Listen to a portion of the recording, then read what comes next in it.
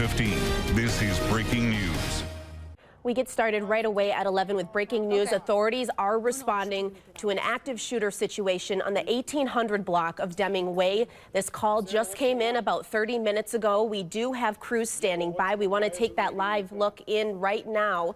People are being treated right now in our community of this active shooter situation. Police are working, but the scene is contained. That is important to note and to reassure you at home. This team coverage this morning for you of this historic flooding, and we do have some breaking news where crews have just found a body of a man missing in those flood waters. Let's go right out to Tim Elliott with those breaking details. Good morning, everyone. I'm Hannah Anderson. Thanks for joining us at 11 for this breaking news. And for the first time, police say they believe they have the person responsible in custody right now for Jamie Kloss's disappearance and murder of her parents. Let's get right to NBC 15's Amelia Jones in the newsroom. Amelia, this press conference just wrapped up and law enforcement has Jake Thomas Patterson in custody. We'll also break down how you get a license, what's involved in the background check, and how many get denied here in Wisconsin, but also the reverse impact the system may have on the industry as a whole. We heard that shrill shriek from a woman, very emotional on scene through your Facebook Lives. What can you tell us?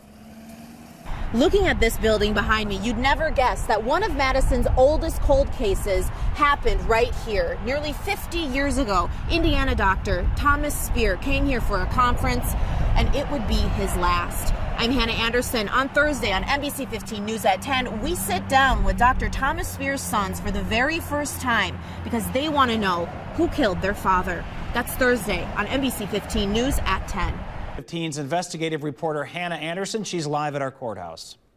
We may never know why Anthony Tong opened fire in WTS Paradigm. However, today we learned new information about those 8 minutes spanning from that initial call all the way to the moment that police made contact and shot Tong in the chest. Take a look at this newly released body cam footage we have here showing the moments of Tong walking through the cubicles on September 19th. In this time, people were fleeing. Officers were arriving at the scene. We also learned officers tried negotiating with Tong to put down his gun. Tong was holding his gun to his right temple, then brought it down and then began firing at officers. That's when they had no choice but to fire back. Tong also used a gun he built.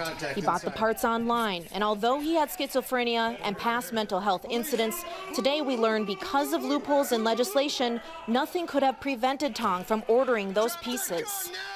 We must use this incident as a point in time to examine what is important in Wisconsin, what is important across our country when we continue to allow individuals who should be forbidden from owning firearms to possess firearms, who continue to pose a threat to our work sites, our places of worship, to our schools, and to that next generation.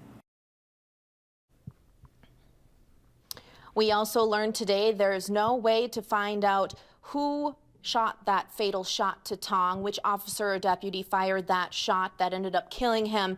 Again, no charges will be filed, and the district attorney stands by that decision. Reporting in downtown Madison, Hannah Anderson, NBC 15.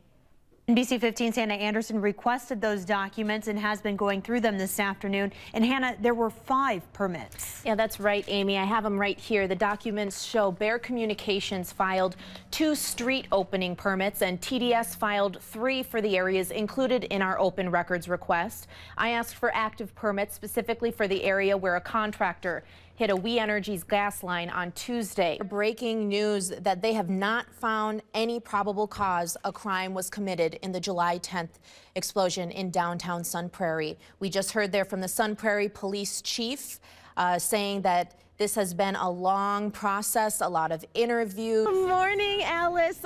It's a balmy 12 degrees here compared to yesterday morning at about, -2. So we're feeling good in Minneapolis this morning. Hey, take a look at this really cool sculpture behind me. It's just one of these many. Good morning, everyone. It's May 14th at 4:30 in the morning, and I have my best friend here with me anchoring this morning. Wait, what time is it? It's things for adults, social media, everything. So, okay, I got the football.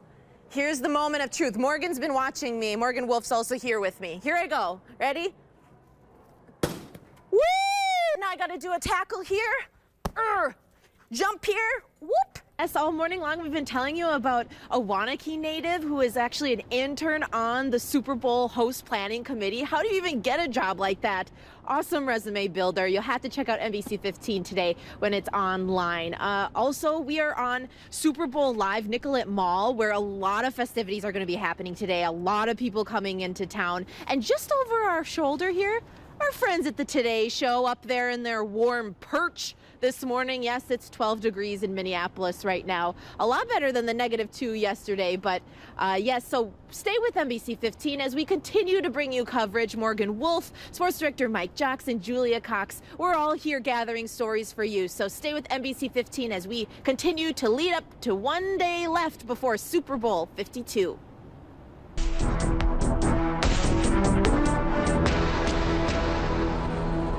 Right now, there are 27 open cold cases in Madison dating back to 1960. One of them, unsolved, is the case of Dr. Thomas Spear. Nearly 50 years after his death, the pressure to find answers increases as the chance of someone who knows something decreases with time. Dr. Thomas Spear's sons turn to NBC 15 Investigates' Hannah Anderson. Dr. Thomas Spear was an accomplished doctor who worked with Jonas Salk on the polio vaccine. Spear was a loyal employee who worked for the U.S. Steel Company on workmen's compensation cases. He was a beloved father who had 3 sons and a wife in Indiana, left behind after being murdered. Now his name headlines one of Madison's oldest cold cases.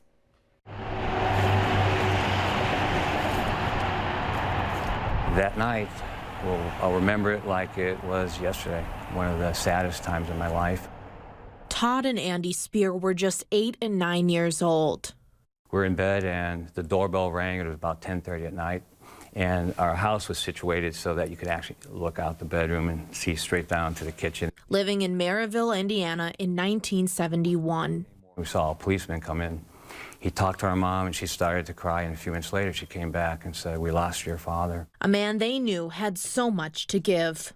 A hometown hero back in Pittsburgh. He'd worked with Jonas Salk with the polio vaccine. After medical school, their father, Dr. Thomas Spear, took a job as the medical director for the U.S. Steel Company in workmen's comp cases. And if you think about it, at some level, a decision will be made. Somebody's going to be happy, somebody's not going to be so happy. So there could be a point of contention with that type of testimony. A job to support his family. He was a father first and foremost, a loving husband, a scientist, and our hero, really. We just loved him so much. Spear's love for medicine drew him to a conference in Madison. According to police and witness reports, the night of July 28, 1971, Dr. Spear was seen walking toward what was then the Quality Courts Motel on the southeast side of Madison. Several gunshots were heard. A man in his 20s or 30s was seen speeding away in a yellow sedan. Police interviewed several witnesses as well as the hotel staff. There were several people of interest, but no charges were ever filed. After 4 years, the case went cold. You know, it's a little unnerving to live with this, not knowing how your dad was killed or why. I always try to put myself in the shoes of the victims and the victims' families. Detective Mark Hull took over the case in July of 2017 after Todd asked to see the case file.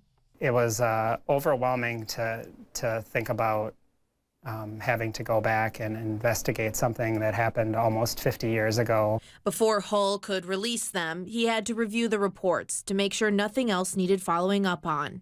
It took me a long time to kind of organize things and make sure that I had a good grasp of what was done at the time. A bullet found in this Coke machine, and there was a bullet found here, like kind of in the stairwell. Hull re-interviewed several of the people of interest, some of whom are still in the Madison area. He's hesitant to share many of the details so he doesn't compromise the investigation. Because even after 47 years, Hull believes that it won't take much. All it takes is one person with a bit of information that can send a case moving forward. And we just kind of always thought that, you know, justice would be served. Somebody would be found, caught, if you would, and we wouldn't have to, look back, just move on. But moving on hasn't been easy for Todd and Andy Spear. It's almost like at that moment an opaque lens just kind of falls down in your vision and in your life. Yeah, it really destroyed the fabric of our family. After their dad's murder, they lost their older brother to a drug overdose, and their mother took her own life. So you can see how, one bullet killing one man actually ripples through a family. Yeah, this is it. For the first time, Andy and Todd go back to the spot their father laid. So this is actually up here where Dad was shot. Yep, standing at the exact spot where he was. Kind of nauseated. I know. The brothers are thankful they have each other. Jesus, we love you so much. We thank you for being with us all these years. As they continue to pray for answers. In Jesus' name, amen. Amen.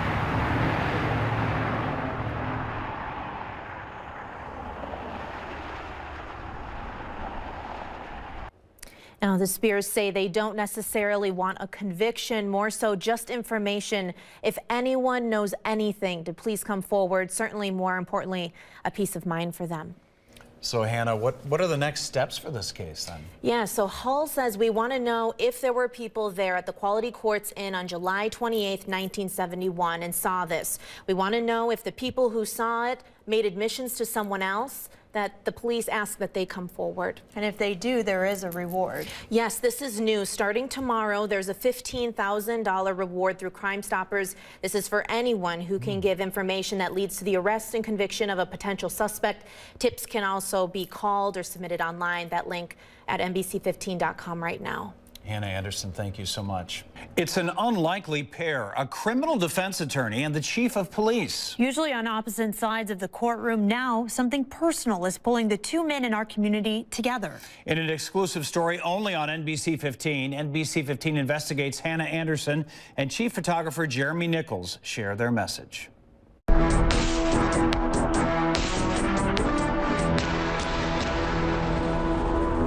Every picture tells a story. Molly was a beautiful girl. She always lit up her room. A story of promise and potential. She had talent, she had drive. Chris Van Wagner remembers his oldest daughter, Molly, for her warmth and beauty. But he also remembers the darkness and despair. She pushed away her family and she pushed away her friends. These pictures tell a different story. The mugshot, we're not sugarcoating anything. These beautiful pictures of Molly don't tell the whole story. The rest of the story includes arrests, living on the street for a while, hand to mouth. A story of addiction. She carried on many times, but she always was insistent that she could overcome this herself, and that's the falsehood. That's the untruth. Molly overdosed on heroin in 2014. They were angels in blue that day because they were her guardian angels. Madison police revived Molly with the department's first dose of Narcan.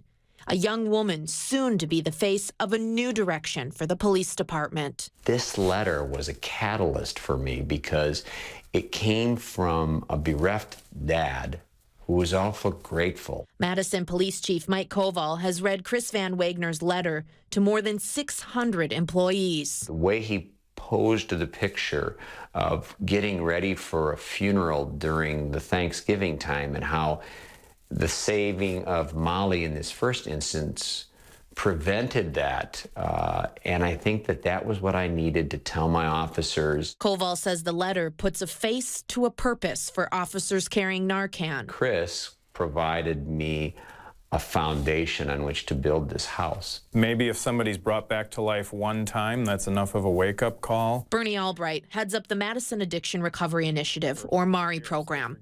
It's a grant-funded, pre-arrest diversion program meant to help nonviolent addicts. If they are willing to do it, we will fast-track them into the opportunity for treatment in lieu of a criminal charge. Albright says since MARI started in September of 2017, 108 people have been referred to the program.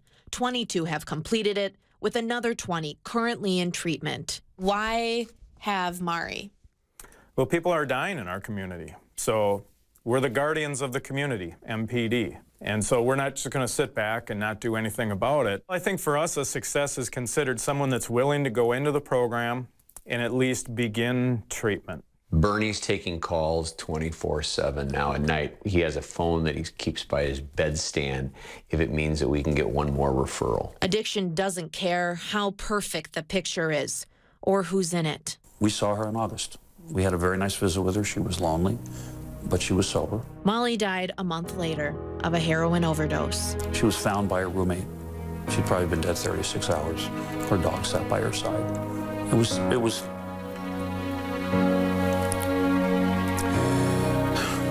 was hard news to get. If that news can be spared one person, it would be wonderful. It would be just wonderful. So why not?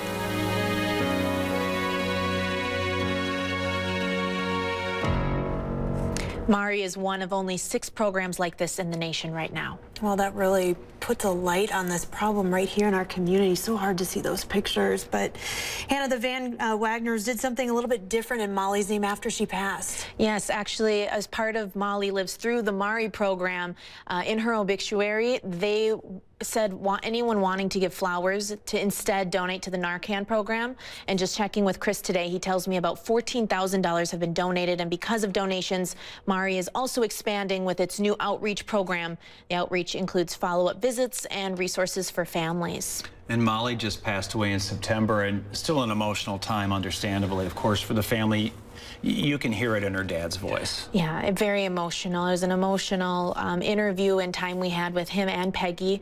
When I asked Chris why share this story now, he said there's no time to wait. People are dying every day in our community, and if Molly's story just helps that one more person, that's what they're hopeful for. Yeah, very, very sad, but we also want to thank Chris and Peggy for sharing about Molly. Yeah, absolutely. Today we learned a lot about who Chris was, compassionate and thoughtful. And his love for his job was obvious to everyone around him. His fiancee, Amber Turfel, said today Chris joined the fire department after 9/11 because he wanted to help. And that's what he did for all those years since, all the way until his passing on New Year's night. When I heard the news, you sit back and you start thinking about Chris and his life, and compassion was the big thing with Chris. I mean, he cared about everybody. He just was that type of an individual. A very difficult time for myself personally, for the department. If I had to sum up Chris in one word, it would be intense. He didn't do anything halfway. If he was going to do it, he went all in. Just a snapshot of his entire being is helping someone else out. Captain Chris Truman leaves behind a family at the Lake Mills Fire Department, one he was part of for 13 years. He's an amazing friend. You know, he worked 3 different jobs. Whether it was firefighting, fishing, family, he was always involved, always there, always willing to do anything. So much as to get out of the car to help someone else on one of the most dangerous snowy nights on the Beltline, on one of the most traveled nights of the year. Ask him why do you need to stop? There's people coming, and he said, because that's who I am. That's what I do, honey. I'm sorry, we gotta stop. Captain Truman was helping a young woman who slid off the road. Police say a drunken driver hit him just before 7 in the evening. In that moment, a community, 3 children, and fiancé lost someone they loved so much. I love you. And I want you back so bad. You were my soulmate. And I'll never find anybody as good as him. Now the community he loved is rallying around those who loved him most. He would be over at my home, taking care of my wife, taking care of my kids, my grandchildren. He'd be doing that all for me. So at this point, it's just making sure what I can do for his family. You know, after all of our coverage today, it feels like you know him. You know, this family has done such a wonderful job of, you know, remembering him and bringing to light all of his good. And I think that we all feel that. Amber says she hopes the family who Captain Truman helped, she doesn't want them to carry any burden. She says he would have helped anyone. It's a painful but beautiful tribute from them. Hannah, thanks. Well, Samuel Kramer's the man. You're about to meet Ken Adams. He's diagnosed with anxiety and depression, lost his father to a drug overdose, had multiple injuries, and switched schools multiple times, all while juggling medications, all within a few years in high school. Ken's just a kid trying to grow up like any other teen. But when the pressure got to be too much, instead of getting help right away, he had to wait, something many other families struggle with in our community. The first time, I tried to swallow a bottle of pills, and I think I got a couple down, and that's when I was like, what am I doing kind of thing, and told my mom. Years before many kids begin adult life with graduation, Ken Adams tried taking his own twice. My mom caught me doing it, and if she didn't walk in, I don't know if I would be here. Diagnosed with depression and anxiety in 6th grade, Adams got help at Meritor's Child and Adolescent Psychiatric Hospital. They said Meritor was full, so that was going to be about a week before I would even get into like the next spot on the wait list. Waiting is hard. Waiting is hard. I can't imagine that a lot of other acute medical illnesses would manifest with a wait list. In 14 years, the number of children admitted to Meritor's mental health facility each year has more than doubled, from 300 in 2004 to 800. And that's really scary to have to turn them away. The 2 rooms that we just walked past are consult rooms, and so that's where we do individual meetings with the patients. Because of that demand, Dr. Catherine Schmidt says there is often a wait list for kids who need help. It's often even higher during the school year. The highest wait at one point was 28 children and teens. We have to make sure that the room is as safe as it can be. Meritor is one of 8 inpatient centers in the state serving children under 18, and the only one in our viewing area. In just the last 3 years, they have served children from 60 different counties. The expansion is really meant to focus on the kids that are waiting. Meritor is expanding this facility on Madison's southwest side by 10 beds to 30 in all. Schmidt hopes that will be enough to eliminate the wait list. I don't want to have to say no to a single kid who needs a place to be if they're in crisis. The construction is expected to be complete by 2020. The expansion will also provide day treatment and partial hospitalization options for families to set kids up for transitioning out of the center. Not only do we want to help them wherever they are here and meet them where they're at, but then set up a team for them once they leave so that they don't have to come back, right? So that they can be successful at school and with their family and with their friends. Fortunately for Ken Adams, he was able to get help. If I hadn't, committed myself in, wanting to be better, then I honestly, with that wait, I don't know if I would be here. Adams says no child or teen should have to wait to get help with mental health. It's playing with some kids' lives. I was in a really dark spot, and I was like, I need help because I want to be here. But there are kids who don't see that light right away. It's been nearly 2 years since Adams received treatment. And now the 18-year-old can look forward, he says, with the skills he needs to handle anything life throws his way. I don't want to have those memories anymore. I don't want to have those feelings anymore. So there are times where I will take, a couple steps backwards, but I have my family behind me, and I know I have people counting on me, and I need to do it for myself as much as I need to do it for them. Ken is so brave to share his story. Yeah, so Meritor only readmits about 45 to 50 kids a year, proving, Schmidt says, this must be working considering they're seeing 800 admissions. And it was so hard to hear him say, he had help, but there's so many people that don't have help. And while they're there at the center, there's a range of resources, and those plans are tailored to the individual. Yes, absolutely. So they have a staff of 70 right now, from mental health specialists to licensed teachers, pediatricians. The whole team works to help the child feel supported and feel like they can be prepared before they leave. I'm sure a lot of parents sitting at home, there's some bells going off in their heads. What can they do if they feel they need this help? Yeah, so CAP does not take direct parent referrals.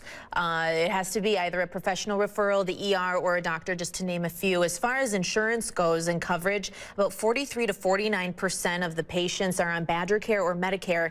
But we have a list of resources right now on NBC15.com for anyone with questions. So. All right, Hannah, thanks for that very important story.